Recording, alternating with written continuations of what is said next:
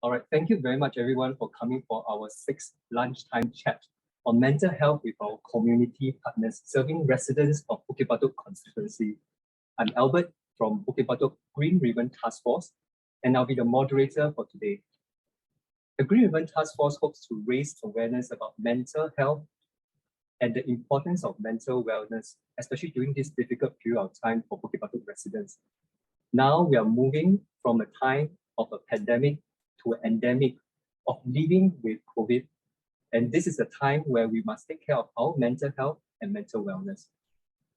So as residents of Bukit Batok constituency, you may have received this particular postcard in January. And this postcard, which you currently have on your seat, it really helps to share information about the 10 different community partners that support Bukit Batok. And we definitely hope that our residents know more about these 10 community partners. To share a little bit more about the various webinars that we had previously, in February, we had our first webinar session with Singapore Thong Chai Medical Institution, Bukit Batok branch. You can actually see it over here on your list here too, about mental health and TCM, which is traditional Chinese medicine. If there's any of the videos you're interested to watch, it is still online on Mr. Murali's Facebook page, as well as this Bukit Batok's constituency's Facebook page. In March, we had our second session. This time around is with Tzu Chi Singapore, Seniors Engagement and Enabling Notes. This is at Golden Daisy at Bukit Batok. It relates to mental wellness and the benefits of active volunteerism amongst the residents.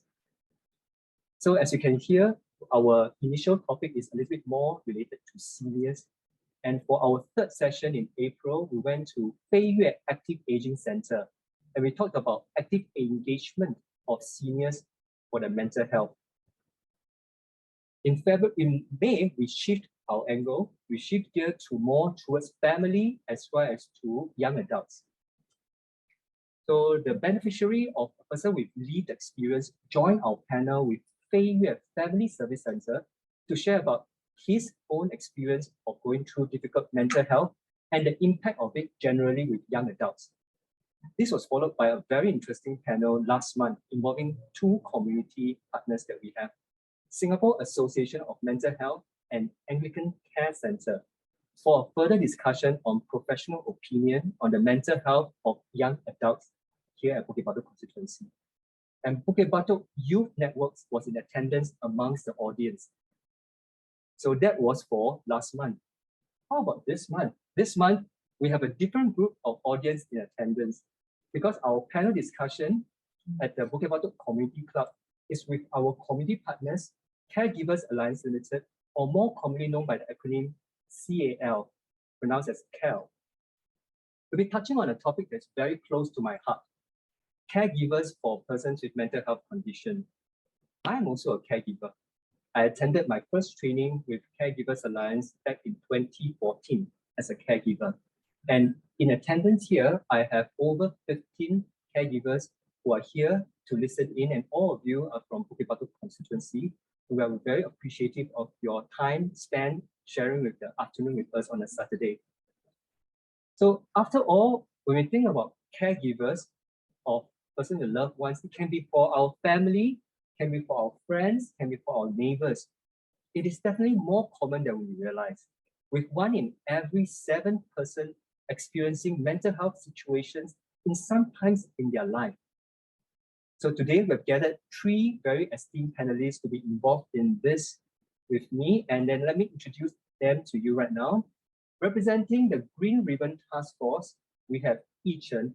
Yi Chen is a Bukit Batok resident who joined the team during the pandemic as he wanted to share his lived experience with mental health condition to reduce the stigma related to mental health matters. Yi Chen, want to say anything? Hi, I'm Yi Chen. So, as what Albert has said, I have gone through some mental health issues, namely depression. And currently, I'm managing anxiety disorder. So you may see I'm quite okay now, sitting in front. Actually, inside my mind, I'm actually quite a mess. But it's managed well. It can be managed properly. Yeah, so I'm here to speak about more about why is it important to understand how to the importance of going through all this The experience of going through mental health. yeah, experience of going through this kind of seminars, understand how a person with mental health actually is thinking and is behaving, will behave.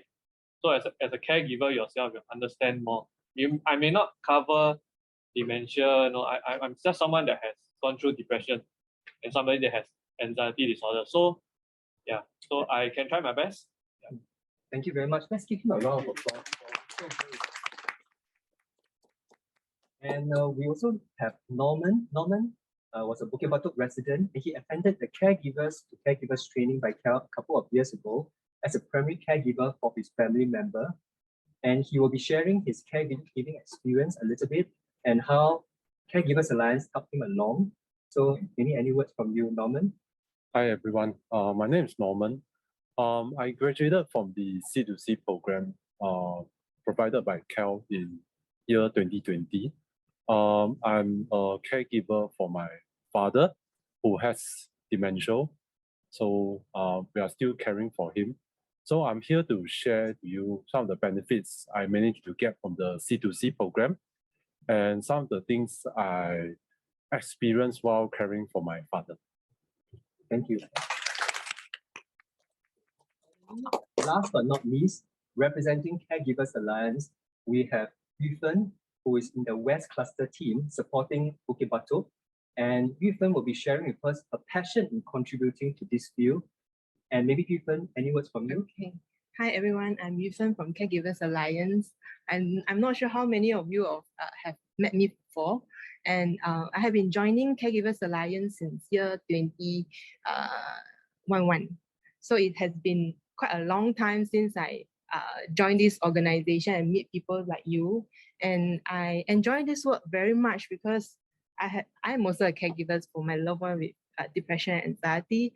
And I find that joining this line, I'm able to share my experience and knowledge in the caregiving and mental health realm. At the same time, I'm also learning from all of you while running the programs and guiding caregivers in the journey of the caregiving. So that's the reason why I still continue to learn till today, and I hope I can continue to journey with as many as caregivers that I will meet in future lah. Thank you. Thank you, Yufen. Give her a round of applause. Yufen is so humble. She has so much experience, and that she's really hoping to be able to share her experience with everyone here. So since we ended with Yufen, maybe I'll ask Yufen a question first about maybe for Caregivers Alliance has been supporting Bukit Batok constituency since 2017 through conducting a series of training, as I mentioned, Caregivers to Caregivers or C2C training. Can you share with us more about C2C and the way it helps to care for the mental health of Bukit Batok residents? Yeah, thank you, Albert. Yeah, actually, we have conducted about 11 runs of Caregivers to Caregivers education program in Bukit Batok constituency since year 2017. So that includes the Caregivers to Caregivers education program for caregivers of person with mental health issue, as well as the dementia caregiver education program.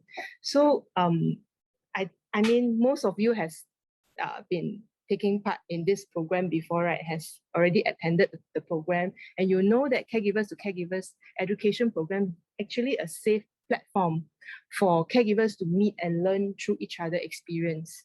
So in this psychoeducational support group program that is lasting 12 weeks, we are trying to help caregivers to understand more about mental health caregiving, to recognize better about the signs and symptoms of various mental health conditions. And also we are trying to equip you guys with knowledge and skills, especially on how to better empathize and communicate with our loved one, and also perhaps how to better engage them into a help-seeking behaviors, and how to better handle situations at home especially if there is a crisis, as well as we are also at the same times trying to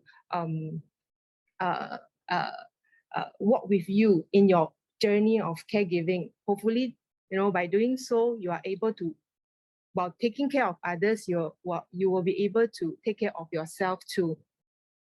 So many caregivers actually felt empowered because they realize that they are not alone in this journey of caregiving, and they meet a lot of friends lah.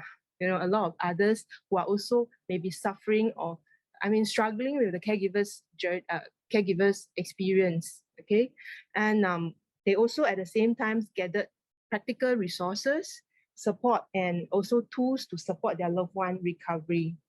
And so a lot of the caregivers came to us and told us that it's a very difficult journey, and because we are also caregivers, we understand it is really not easy for many caregivers to cope during this journey. So we hope also from moving on, when you can come forward and join us in our new initiative. We are trying to develop more programs, more initiatives to help caregivers to journey with you in future. And I will be sharing more later on of some of the latest initiatives that we are contemplating to have lah. Yes. Thank you, Yufan. You can sense her passion. There's so much she wants to share with us. And then later she's going to tell you a little bit more about the various programs as you mentioned. So now maybe I'll take the time over to Yichen. So you joined the Green Ribbon Task Force in 2020 during the pandemic because you expressed interest in contributing to raise the cause, to raise awareness about this. Share with us about your experience as a coordinator with our key partners, Caregivers Alliance, since the training started, and maybe also share with us about the training that you have attended before. Okay, the main experience with Green Ribbon Task Force at CAL, right, is with the C2C PMHI course, which I also attended, which I feel that which I feel is very, very impactful and important especially for caregivers. Number one, because it helps caregivers to understand and empathize with people with mental health issues. And number two, and which I feel is super important, it helps the caregivers learn how to take care of themselves. Yeah, which is very important, because if you don't take care of yourself, right, you can't take care of people with your loved ones. Yeah, because people with mental health issues usually can't take care of themselves. Yeah, so I feel that the course is very important, and I strongly feel that because Singapore has more and more cases of mental health, be it dementia, depression, even those more serious ones, the focus goes to the caregivers, because without them, those with the issues, mental health issues, are left to fend for themselves, which I think is not right lah. So as I have gone through depression for, I was under depression for a year and a bit more, and currently undergoing anxiety disorder, so undergoing medication lah. So during the whole depression phase, I've seen how my family take care of me. It's not so much of help me get food, no, not this kind of taking care. It's more of emotional support, mental support, how to make me look at things differently, which is all these are being, I would say, taught in the courses that are run by CAL. Yeah. So through this experience, I feel that the courses are very important for the caregivers, and if you know people that needs this, I think feel free to tell them to sign up. Yeah. Thank you. In fact, a very important point that he highlighted is really about caregivers. You want to care for somebody else, you must make sure you care for yourself first. The same concept of wearing the safety belt. Make sure you wear your safety belt before you get someone else to wear their safety belt. Thank you. So maybe back to Yufan. We have, as you mentioned, you have conducted 11 training sessions here at Bukit Batok constituency, and you have observed many key areas of needs of those who attended it, especially over the past 2 years. Is there something you'd like to share with us? Any difference between what you have observed in the past as well as those in the past 2 years? Okay. Thank you, Albert, for the question. And yeah, as I hear from some of you before, the start of the interview, of the panelist interview, I understand also from many of the participants who have attended our C2C program. I think many of you are feeling very tired, stressed in this period of time because your loved one are not coping really well, right? So I think the first key area of needs that I observe in caregiving journey and also in caregivers is self-care. And a lot of caregivers also mentions about issue of burnout. They are not coping themselves when they are caring for their loved one. And it is more prevalent in this period of time, and not so much in this period, maybe before, during the pandemic, as more people are worried about the diseases, the COVID, and also their future.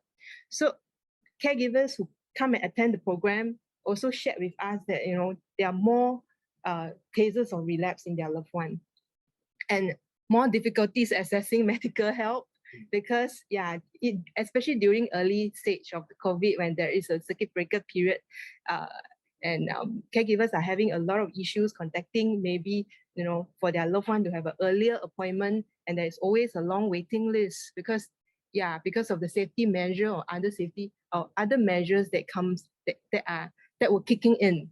So caregivers actually struggled to cope with their loved one who depicted telltale sign of relapse and require additional support in order to manage the situation at home, and also they also need someone to talk to.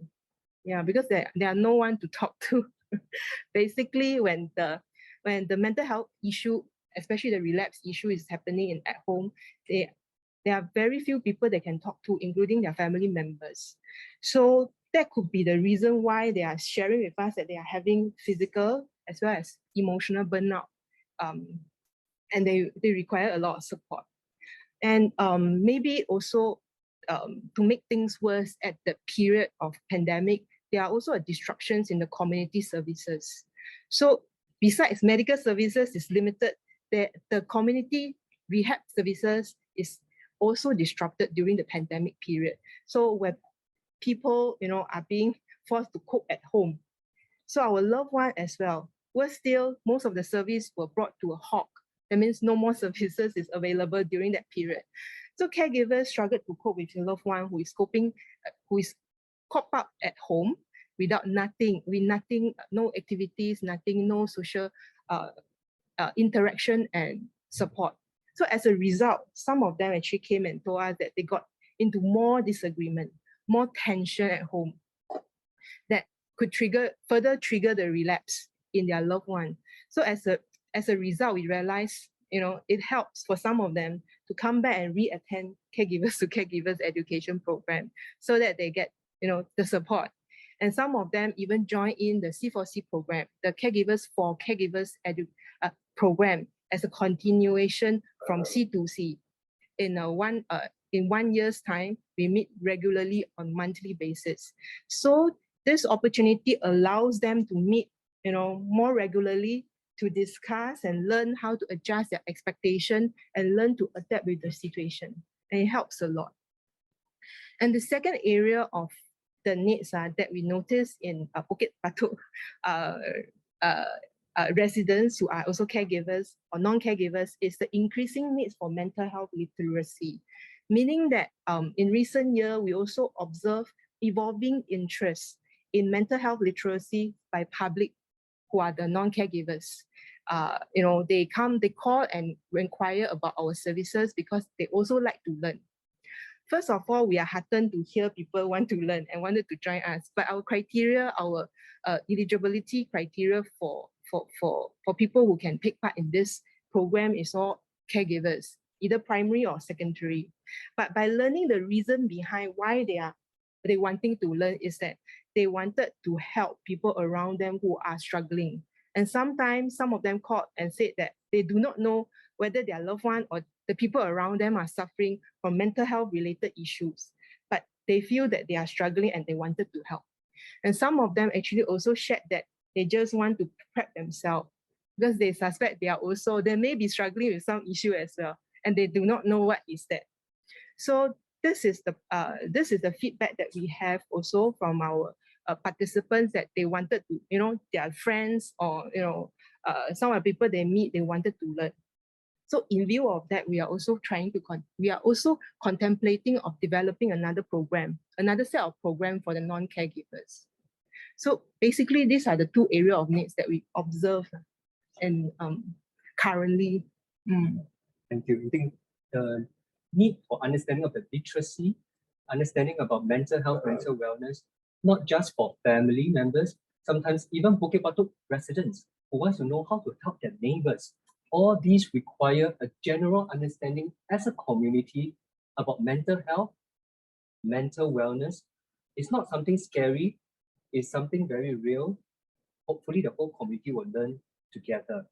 And now talking about community, Norman has been sitting here very patiently, and would definitely love to hear from your experience, because you attended the training 2 years ago. What are the kind of skills, knowledge that you had gained from attending that helped you in your caregiving journey?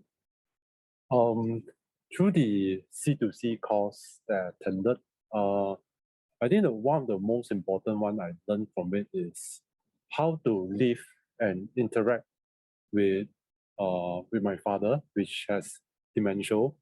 So because we need to live and take care of him under one roof, so it depends, of course. But for my case, the symptoms set in like quite sudden, and we couldn't adjust to it as fast as we can. So through this C2C course, I think it allows us to adjust to it as best as we can and cope with the situation at that time. And there's a second thing which we learned, which is extremely helpful for my family, is self-care for the caregiver, which we are the caregiver. So like what Yun said just now, if the caregiver cannot take care of ourselves, then how are we going to take care of our family members? So example is we do get very stressed, like every day we need to take care of him. So, and sometimes we do fall sick because of it. And at that point in time, my mother is the primary caregiver.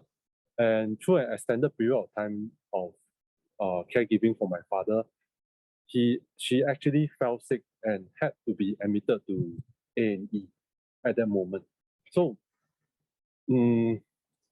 at that point in time, we need to seek help. I need to be there to take care of him, and we need to seek help from relatives to take care of my father at that point in time, because my mom was in hospital.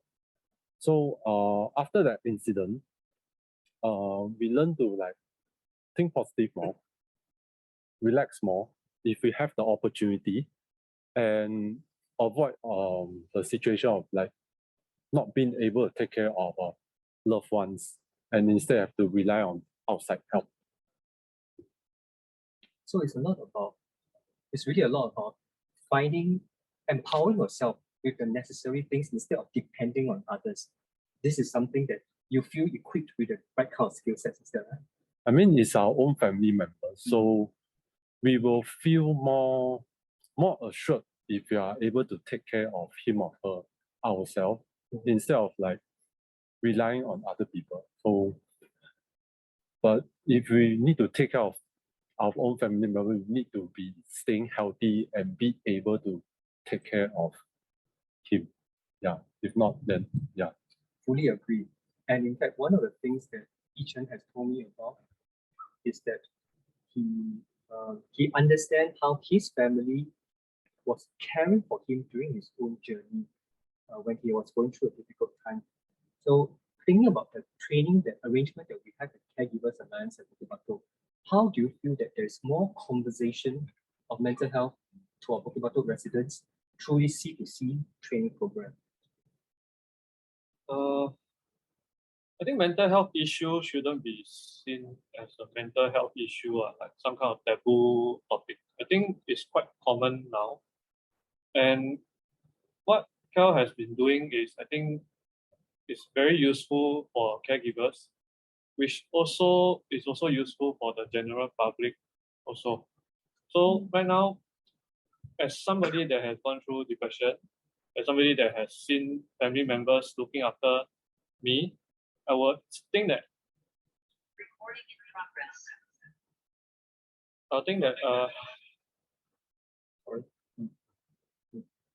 sorry, my line of thought. Apologies. Apologies about that. So give me a few seconds. Sure. Okay, so as somebody that has gone through depression, somebody that has seen my family look after me when I was going through depression, when I was like a robot. Basically, depression is like you totally lost all feelings, all emotions. Everything to you is nothing. I had depression when my first girl, my wife was pregnant with my first girl. She told me she was pregnant. I didn't feel anything. She cried immediately. I mean, yeah, it's quite obvious that why she did that, but it's a journey that not just doesn't mean that you take medication you will recover from it immediately. The doctor, the medical professionals will give you the medication. The caregivers will look after you while you take the medication. So a lot falls on the caregivers. I feel it will be the same for other forms of mental health issues as well. Dementia may be one. It's a long-term thing. Depression is a long-term thing. Any mental health issue will also be a long-term thing. So caregivers, I feel that it's important to be empowered, to be trained. Even those that are not a caregiver yet should come and learn more, so that in times to come they are ready. Yeah. So they don't need to go through without any tools. Yeah, that's what I feel. It is really a long journey. For some of you, may even be a lifelong journey. It may be a case of even the skill set that's being learned now may be applicable and helpful for you in the future. So I believe that Caregivers Alliance is also trying to reach out to the trainee, to participants who want to learn the topic with a different language. And that's why Caregivers Alliance have come up with the C2C Mandarin training for caregivers of persons with dementia. And this time round, there will be the first session that will be conducted at Bukit Batok later this month in our constituency. So what is the motivation for Caregivers Alliance to create this very unique training program? Actually, I think every one of us are concerned you will have, because dementia is I think one of the main diseases that affect the whole world populations, as well as one of the source of disability in Singapore. So many of us wanted to learn how to care for a loved one, even though we may not have a loved one with dementia. So same with Bukit Batok community, which is also part of it, and the community is maturing. So with the life expectancy increase and a rapidly aging populations, we expect the number of cases, the number of caregivers in the constituency will increase also. So in fact, we also receive calls when we have our programs online during the pandemic. We also receive calls from Bukit Batok residents asking for it, and they wanted to join the normal 12 weeks C2C program, which is meant for persons with mental health issues. But we don't cover anything about dementia, though they still want to join because they said their loved one is also suffering from depression and they want to join. They want to learn how to support their caregivers. So that is the reason why we started to look into this part of needs. And then we have already actually developed the curriculum, I think in 2 years before, and then we already actually running through the program for caregivers, for dementia caregivers. So this is the first time we do it, not the first time actually. Last year, we already have one run in Bukit Batok for Bukit Batok residents. So this year, we are doing the Mandarin one for Bukit Batok residents. So, and the response, according to my colleague, is quite well received.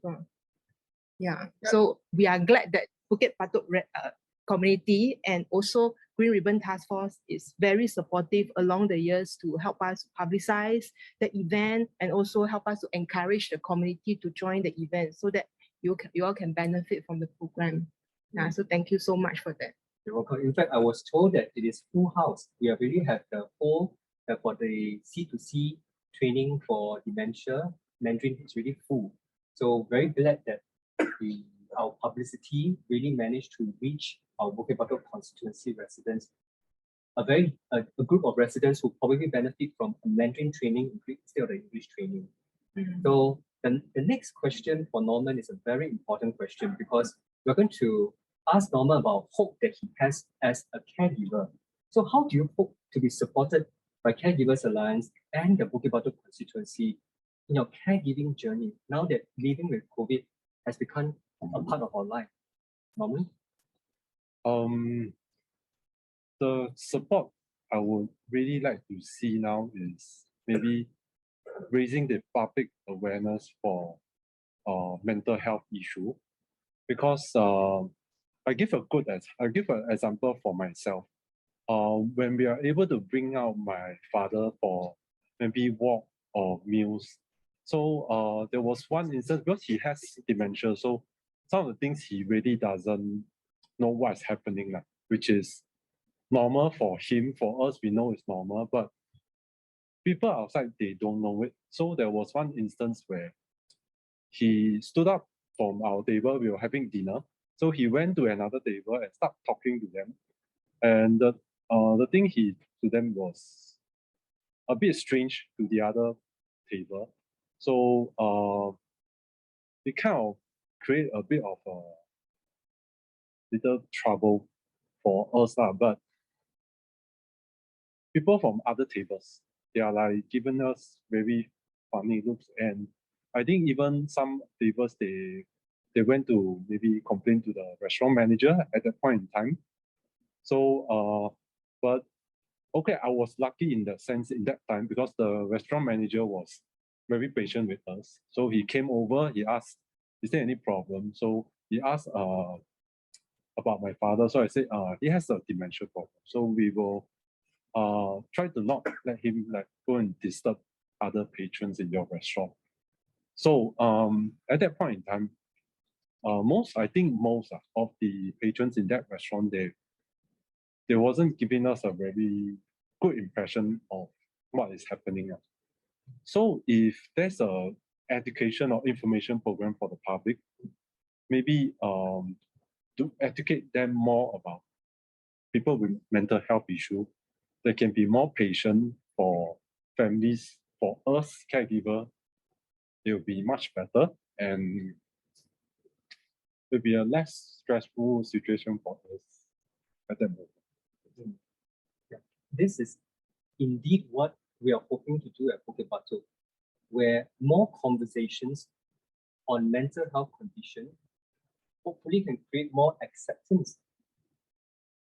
And you never know, maybe in the future, when the similar situation happened at Bukit Batok, instead of having the patrons being upset, we now have patrons who may be able to lend a support because they have gone through C2C training, because they have a better understanding of what mental health condition is about, whether is it dementia, whether is it depression, whether is it a more significant mental health condition.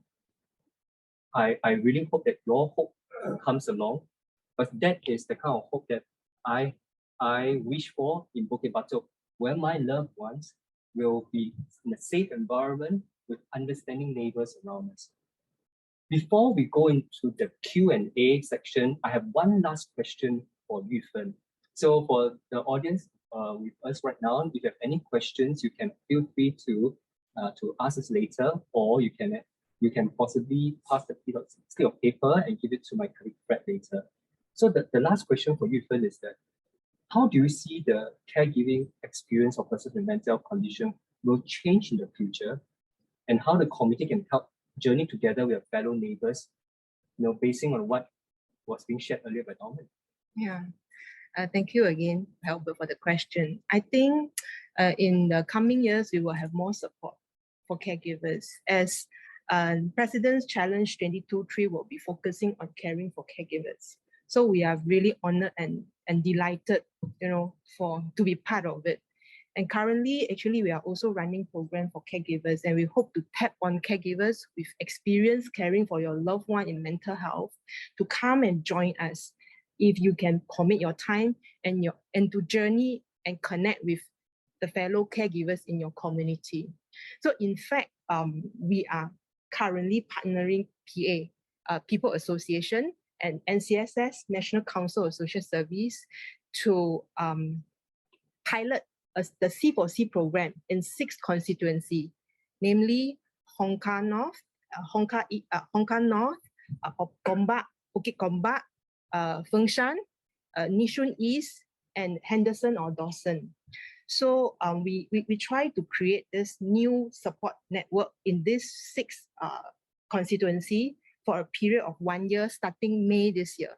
And this network will enable caregivers to connect and share experience and equip them with knowledge and tools to manage mental health issues.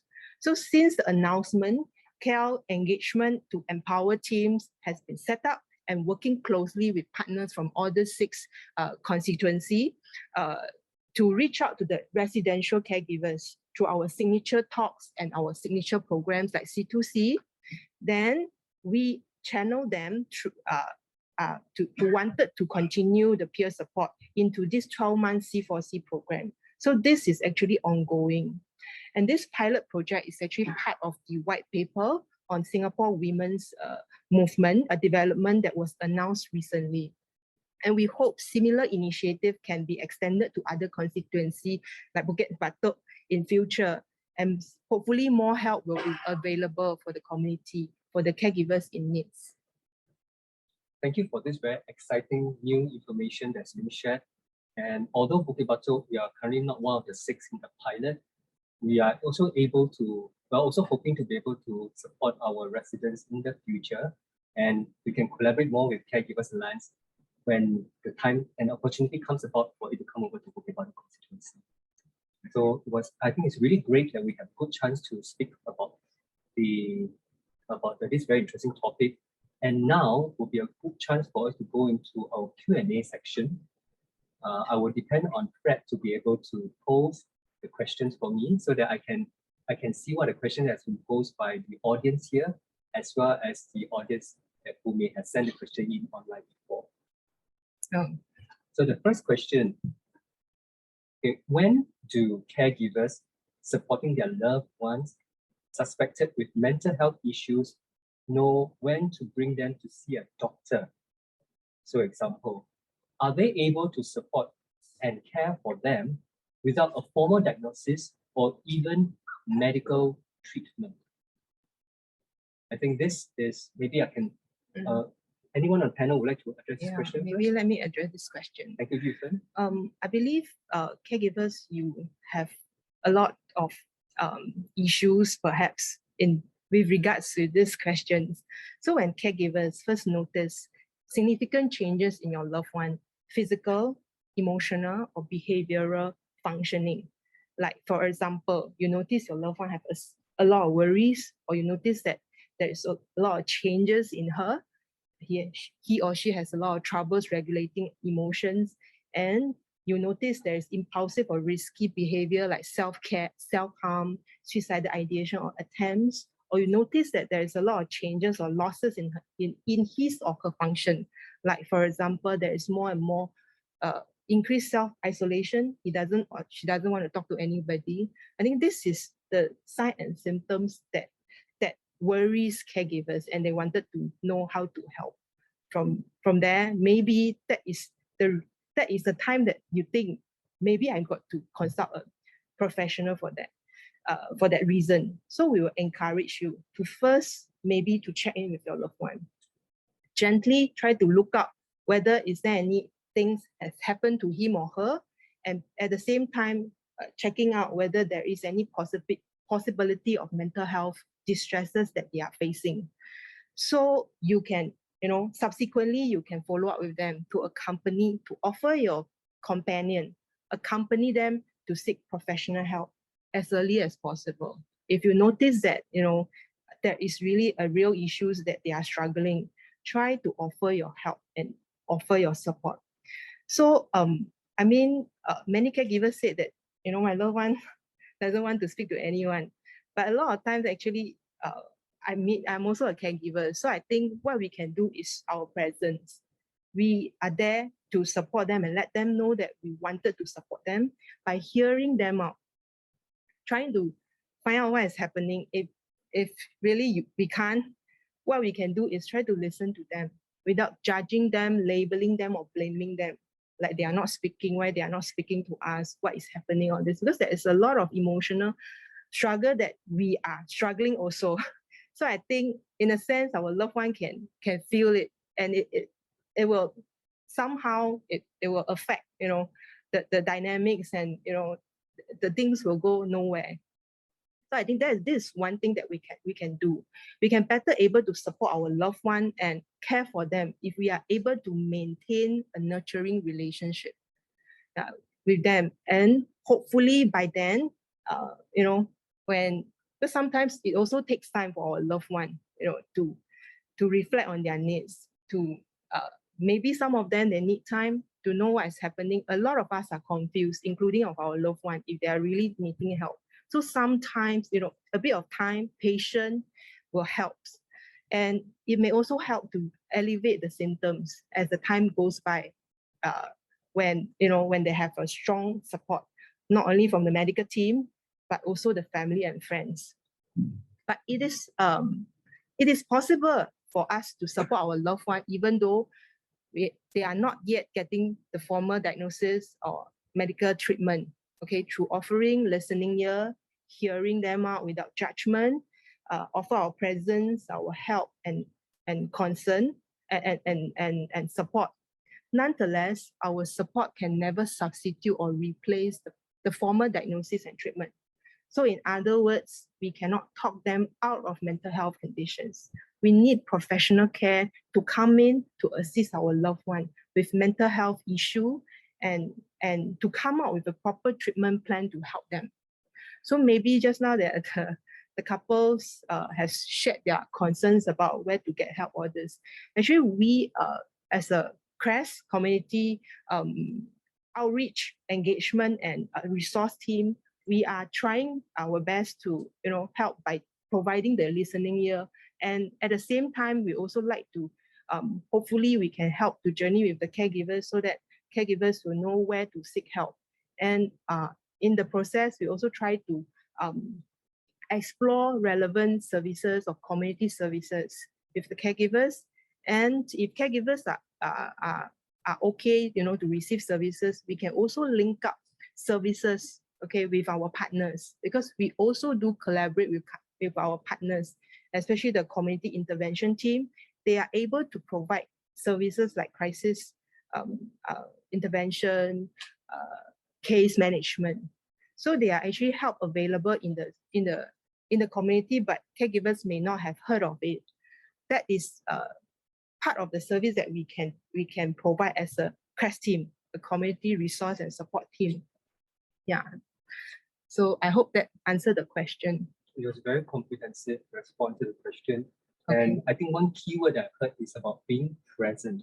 Sometimes the most simple thing is about being present for your loved ones, and leave the heavy lifting to the professionals who may be able to help your loved ones in a different way. Now, I definitely like the on-site audience. Any questions maybe you'd like to ask to our two other panelists in relation to being experience of being a caregiver or the experience of a person with a lived experience? Oh, yes, just hold for a while. There'll be a microphone that will come over to you. This is a question for is it posed to Norman as a caregiver or to Yi-Chen as a person with lived Two experience? person and also you. What? I think we just have one more then answer first. Just pose the question first. May I know, Yu-Chen, when you are experiencing depression, what is your symptoms and how you cope with your depression and anxiety? Thank you very much for your questions. Thank you. Okay. I didn't discover depression. It wasn't me that tell me that I had depression. I wouldn't know, because to me, I would just feel that I'm just living my day. Okay. It was my wife that discovered it, that felt that I changed. Okay, the trigger was, I mean, I'm running a business. So I made quite some losses. So from then on, I became a bit temperamental.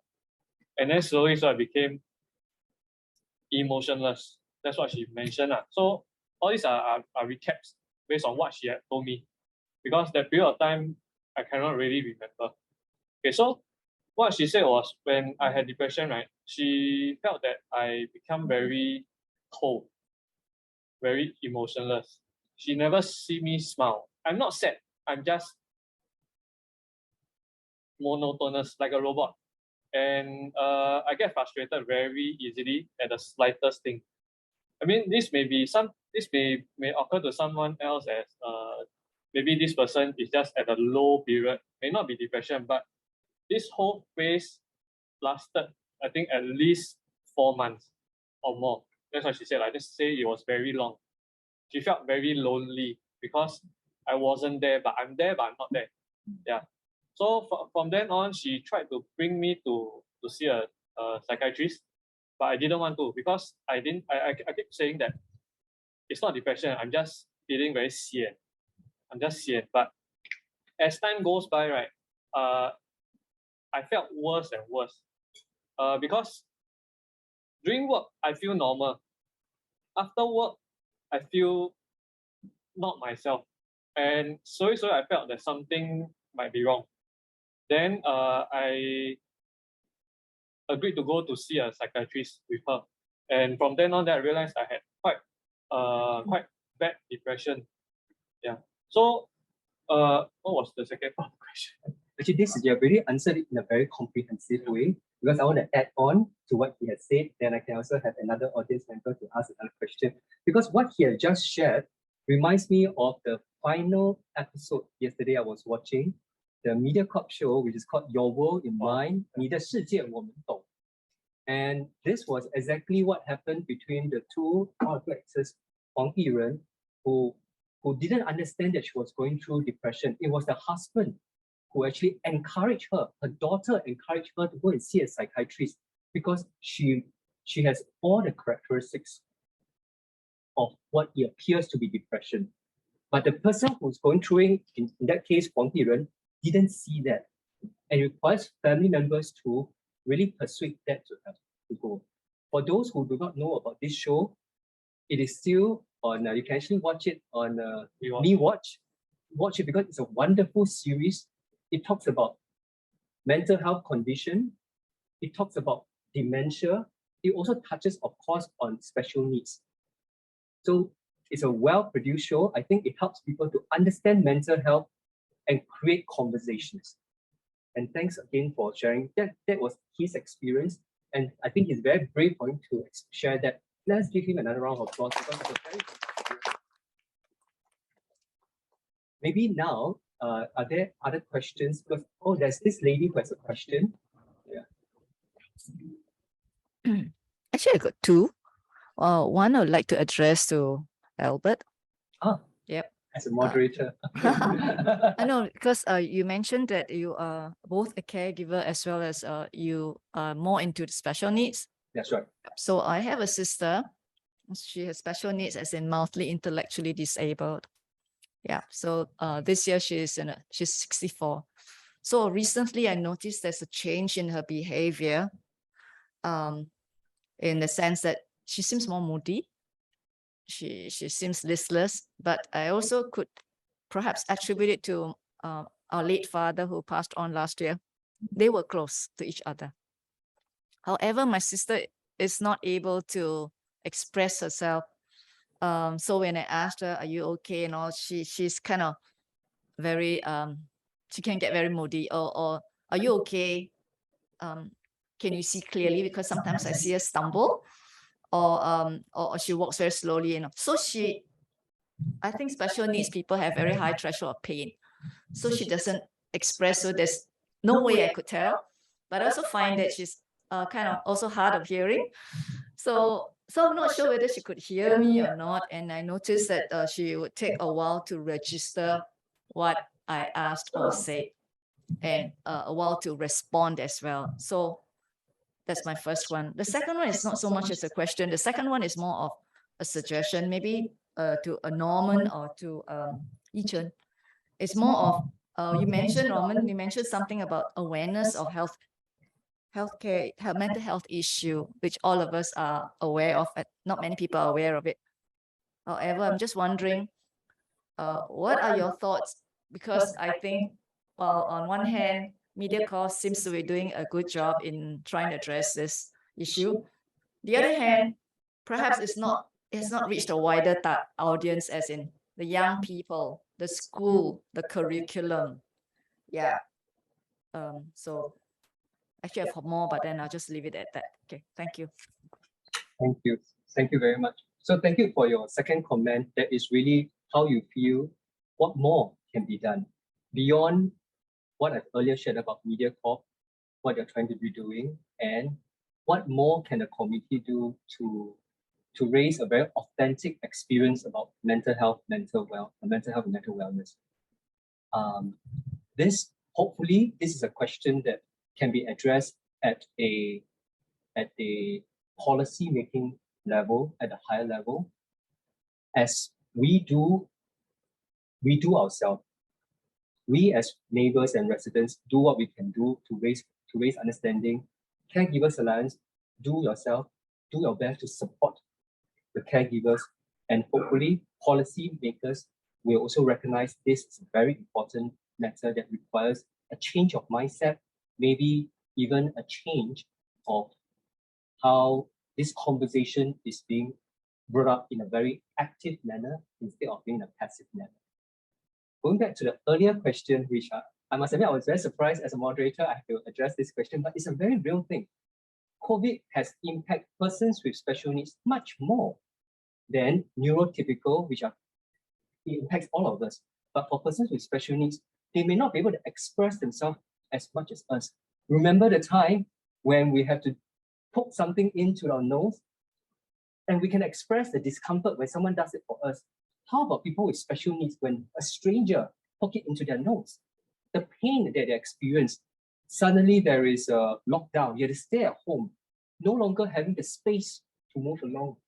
That is what we have experienced. Our neighbors maybe slamming the door at night, maybe making a lot of noise and discomfort, and we think that this person is being unreasonable.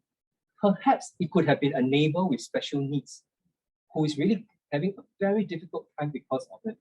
And hearing about what you mentioned, not being able to express, the person with special needs may not be able to express very well, and the caregiver may not even know what is it that the message is putting across. I do not have the answer to this, but this is certainly a very real thing that as we look into mental health during this pandemic that's moving on to an endemic, we should also focus on how that impacts persons with special needs who may not have a voice to speak up for themselves, but we may need to speak up for them. I hope this message reached the right audience and be able to impact what we're hoping to do, whether it's at Bukit Batok or at the national level. Thank you for the question. Thank you to our Caregivers Alliance for bringing a strong team to come and support for our event. As they are a dear community partner with us, we really hope that what we are doing here at Bukit Batok can be a beacon of light for our friends in other constituencies and do things organically. It can be done through volunteers like who we are, and hopefully this can really make a genuine and authentic impact on the residents in general. I'm thinking that maybe we can have one last question. Do we have time for one last question? If there's no question from the audience, we may have a question that has been already asked by somebody else. Maybe just have a quick check. Maybe we have one last question to be posed for us, as I certainly want to leave some time for each of the panelists just to have a closing comment. This question I have here is that, from your experience, are there caregivers with mental health issues supporting their loved ones also with mental health issues? So that's the first portion. And next part is, what are some ways in which Caregivers Alliance is able to support these individuals? So it seems like the first part, in fact, the first part I was just wondering, maybe I can have Is it something that Norman can just give your opinion as a caregiver to address it before I leave Vivian to address the second part of the question? Is that okay for you, Norman? Okay, Yes, sure. Norman. So, a caregiver that has mental health issue, as I think as we all know, as best as you can know, we don't fully understand how they are feeling, the people, our family members with mental health issue. So we can only imagine if we ourselves have this kind of mental health issue, how are we going to adequately care for our loved ones? So I'm sure it will be even more difficult, and we need to rely more on other caregivers or other friends and family members to support us as well. Yeah, so it will be definitely more difficult, more stressful. So we will really need more support from outside if there's anything possible. Thank you. And maybe the last point for you for this really just to wrap up of how do you think CAL can actually provide support for the question that's been posed? Yeah, actually, we noticed that there are many caregivers who are attending our course. They are also suffering from a condition, because it's very common that mental health issues tend to run in the family. And we have another group of people who are not having any issues, but after they become caregivers, they are showing signs of symptoms of burnout, because they are very, they lack of self-care and also people around them to support them. So these two group of people that we are currently attending to are telling us that they want something more, to support them. So in order to do so, we are also, trying our best to come up with some activities to engage them. Even after C2C, they can have somewhere to go, they can have some platform to meet others. But with pandemic kicking in, we have stopped for a while. But recently, we have invited some of our caregiver leaders to come back, because because of the scent here. I don't know whether have you smell any scent that Albert has brought in. This series of scent was actually formulated with the help of caregivers. So we invited the caregivers to come come together, and based on their experiencing, based on their caregiving experience, they try to come up with a product or a series of products, called the caring to focus, caring to relax, and caring to sleep. So this is part of the initiative that is supported by the Sense of Six. The Sense of Six is actually a local homegrown brand, fragrance brand, that the founders, Mr. Jason, is somehow being introduced by Mr. Murali from Bukit Batok constituencies to link us up so that we can collaborate, and at the same time to bring out the message, to advocate, to create the awareness that caregivers got to take care of themselves too within this initiative. And then we are glad that part of the proceeds are also being donated back to CAL as a way to support our caregiving work.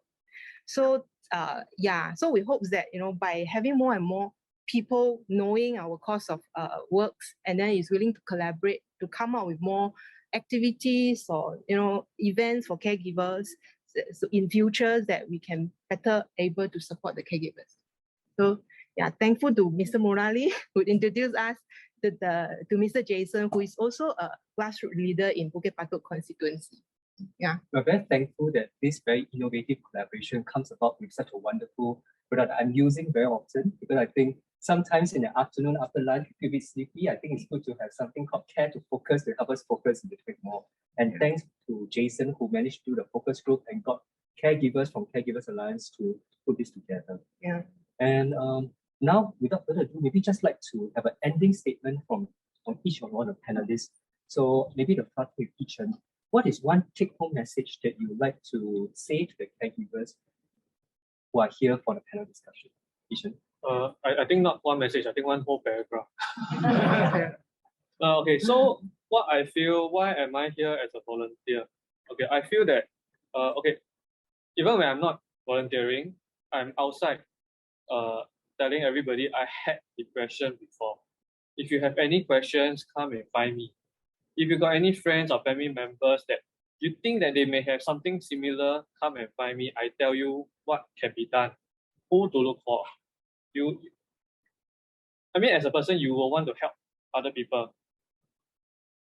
As a caregiver, yeah, you are caring for your loved ones, but there are other caregivers that may need help. There are other people that may need help that you may have the experience for. What I hope is that instead of just focusing, it may be just tiring already, just focusing, you open up, let more people know. You may find more people that may need your help, and you may help each other. Like that's what I have been doing outside, even outside of Green Ribbon Task Force. I've gone through depression cases with my friend, borderline personality disorder with my friends, what else? Anxiety disorders. Yeah, so all this wouldn't be known to me if I hadn't told them that, come, I have depression before anything, come ask me. Yeah, which I feel that mental health issues shouldn't be a taboo topic. It's okay to let people know that you are also going through this, and that you may have experience, you can help, or you may need help. Yeah, that's my paragraph. Thank you. And any parting words from Norman as a caregiver to your fellow graduates of the training program? Okay. One of my main mindset in the caregiving journey is you have to remember mental health issue is not something we can solve in a matter of days, months. So I take it as a marathon. So if for those of you who have ran marathons before, 10 camps, 50 camps, you know that you need to think of ways to survive it. One of the most important thing you can do is be positive, think positive. Like a real marathon, you need to finish it, you need to really think positive, pace yourself, and look for help during the journey. Yeah. And it will be good for you that in your journey, you have wonderful people like Ethan who's able to journey with you together. And finally, last words from you, Ethan. I just hope that caregivers can continue to stay in touch with us, because we also, I think during the pandemic time, we have a team of caregivers volunteers who help us to call and reconnect back with our caregivers. And we have here a lot of wonderful stories also, not only the negative stories. During the pandemic, some of them actually find time to connect with their loved one and find out what is happening in their life or this. So we hope caregivers can continue to connect with us, join us in our activities. And also, if you don't mind, because we have many caregivers who share their experience, and it's all wonderful story, and it helps to create the awareness so that we can have a more inclusive society that won't look down on our loved one or ourselves who are caregivers, because a lot of time they are just not understand. They may not be, there's a lot of misconception at times. So they may not be fully understand your experience. They are not there to look down on us, or, sometimes it's just some misconceptions that causes public to react in certain ways. So I think we got to continue to educate them on how to treat us as caregivers, and also how to respond to our loved ones so that we can have more support for them. So that's what I want to share. Thank you. Very pointed, very important things for people to consider. So with this coming to an end, it wouldn't be possible without two very important individuals. So I'd like to thank Mr. Tim Lee, the Executive Director at Caregivers Alliance Limited, as well as the advisor to Bukit Batok constituency, Mr. Murali Pillay, for supporting this whole initiative that we have. And the audience here, as well as those who are watching it online, if you find this session useful and like to share it with your fellow neighbors or residents at Bukit Batok, please go ahead to share this link with them that you are watching the video from. And I always like to end the webinar sessions with something that Advisor Murali said before. In fact, it is what he says in the video recording that you can actually find in the QR code that you can scan inside here. Okay, he says this: as always, be kind and understanding to your neighbors so we can all build mental resilience. Let's support one another the Bukit Batok way. Thank you and have a good afternoon ahead. Thank you very much, everyone.